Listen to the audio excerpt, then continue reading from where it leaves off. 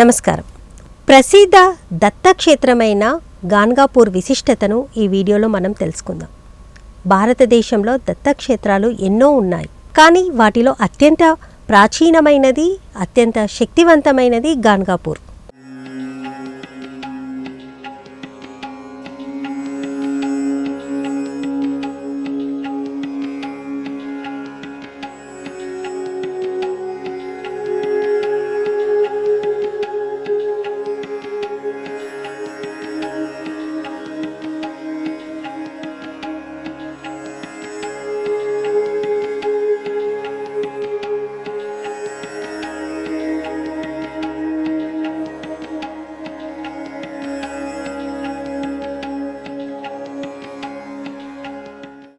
ఇది కర్ణాటకలోని కలబుర్గి జిల్లాలో ఉన్న ఈ పవిత్ర క్షేత్రం శ్రీ దత్తాత్రేయ స్వామి ప్రత్యక్షంగా సంచరించిన భూమిగా భావిస్తారు. దత్తాత్రేయుడి ద్వితీయ అవతారం శ్రీ నరసింహ సరస్వతి స్వామి. ఆయన గాన్గాపూర్లో దాదాపు 24 సంవత్సరాలు నివసించి భక్తులను రక్షించారు. గానుగాపూర్ అనగానే మనకు అత్యంత పవిత్రమైన స్థలం గుర్తుకు వస్తుంది. ఇక్కడ భీమా, అమరాజ నదుల సంగమం అత్యంత ప్రసిద్ధి. ఈ సంగమంలో స్నానం చేస్తే పాపాలు క్షయమవుతాయని భక్తుల నమ్మకం. ప్రతి ఉదయం భక్తులు ఈ సంగమంలో స్నానం చేసి దిగంబర దిగంబర, శ్రీపాద వల్లభ దిగంబర అంటూ నామస్మరణ చేస్తుంటారు. గానుగాపూర్లో ప్రధాన దర్శనం నిర్గుణ పాదకులు. ఇవి దత్తాత్రేయ స్వామి పాద చిహ్నాలుగా భావిస్తారు. పాదుకుల ముందు నిలబడినప్పుడు ఒక అద్భుతమైన శాంతి అనుభూతి కలుగుతుంది. ఇక్కడ ప్రధానంగా చేసే సేవలేమిటో చూద్దాం. పాదుకా పూజ, సత్యనారాయణ వ్రతం, గురుచరిత్ర పారాయణం, ప్రత్యేకంగా శ్రీ గురు చరిత్ర చదవడం ఇక్కడ అత్యంత ఫలప్రదం. ఇక్కడ ఉన్న ఔదంబర వృక్షం వద్దే పారాయణం చేస్తుంటారు. ఔదంబరాన్ని దత్త స్వరూపంగా భావిస్తారు. ఈ చెట్టు క్రింద ధ్యానం చేస్తే గురుకృప లభిస్తుందని నమ్మకం. గానుగాపూర్, నోర్సాబావాడి వంటి దత్తక్షేత్రాల్లో ఔదంబర ప్రత్యేకంగా ఉంటుంది. దత్తభక్తులు ఈ వృక్షం చుట్టూ ప్రదక్షిణ చేస్తారు. గానుగాపూర్లో ఒక విశేష సాంప్రదాయం ఉంది. అది మాధుకరి భిక్ష. భక్తులు 5 ఇళ్లలో భిక్ష తీసుకుని దాన్ని స్వామి ప్రసాదంగా భావిస్తారు. అది అహంకారాన్ని కరిగించే సాధనగా చెబుతారు. దత్త మార్గంలో వినయమే ప్రధానం. ఇక్కడికి వచ్చిన ప్రతి భక్తుడు ఒక ఆంతరాంగిక మార్పును అనుభవిస్తాడు.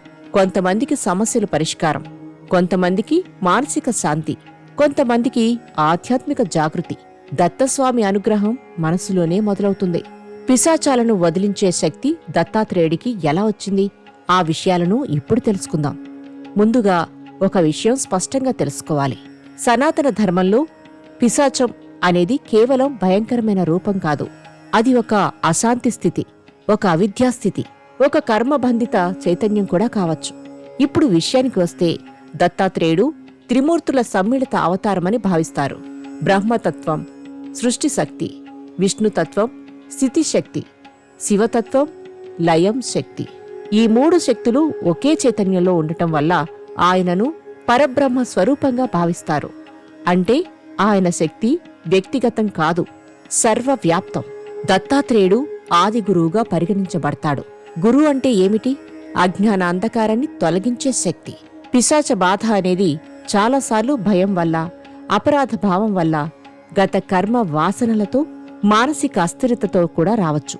గురు చైతన్యం సమీపంలో ఈ అంధకారం నిలవదు. అందుకే దత్తక్షేత్రాల్లో నామస్మరణ, గురుచరిత్ర పారాయణం వల్ల బాధలు తగ్గుతాయని భక్తులు నమ్ముతారు, పాటిస్తారు కూడా. దత్తాత్రేయుడిలో శివాంశం ప్రధానంగా ఉంటుంది. శివుడు భూగణాధిపతి, ప్రేత పిశాచనాథుడు అంటే అశాంత చైతన్యాలపై అధిపతి. శివతత్వం ఉన్న చోట అస్థిర శక్తులు శాంతిస్తాయి. ఇక మంత్రశక్తి విషయానికి వద్దాం. దిగంబర దిగంబర, శ్రీపాద వల్లభ దిగంబర లేదా ఓం ద్రాం దత్తాత్రేయ నమః లాంటి మంత్రాలు మనస్సును స్థిరపరుస్తాయి. భయం తగ్గుతుంది, చైతన్యం బలపడుతుంది. బలమైన చైతన్యం ఉన్నచోట నెగిటివ్ ప్రభావం నిలవదు. దత్తాత్రేయ తత్వం జ్ఞానాన్ని ఇస్తుంది, భయాన్ని తొలగిస్తుంది, కర్మబంధాన్ని అర్థం చేయిస్తుంది. అందుకే ఆయనకు బాధ నివారణ శక్తి ఉందని భావిస్తారు. దత్తాత్రేయుడికి ప్రత్యేకంగా శక్తి వచ్చింది కాదు, ఆయనే శక్తి స్వరూపం. అంధకారం వెలుతురు ముందు నిలవలేనట్లే అజ్ఞానం గురుతత్వం ముందు నిలవదు. అందుకే భక్తులు దత్తకృపతో పిశాచబాధ తొలగిందని ప్రగాఢంగా నమ్ముతారు. గాన్గాపూర్ కేవలం ఒక క్షేత్రం కాదు, అది ఒక అనుభూతి. గురువును సంపూర్ణంగా శరణాగతి చేసుకునే స్థలం, కర్మబంధాలను కరిగించే పవిత్ర ధామం. ఒకసారి గాన్గాపూర్ యాత్ర చేసిన వారు తిరిగి రావాలని మనసారా కోరుకుంటారు. దిగంబర దిగంబర శ్రీపాదవల్లభ దిగంబర. మరో ప్రత్యేక పుణ్యక్షేత్ర విశేషాలతో మళ్ళీ కలుసుకుందాం. చూస్తూనే ఉండండి ఆస్ట్రో టైమ్. నమస్కారం.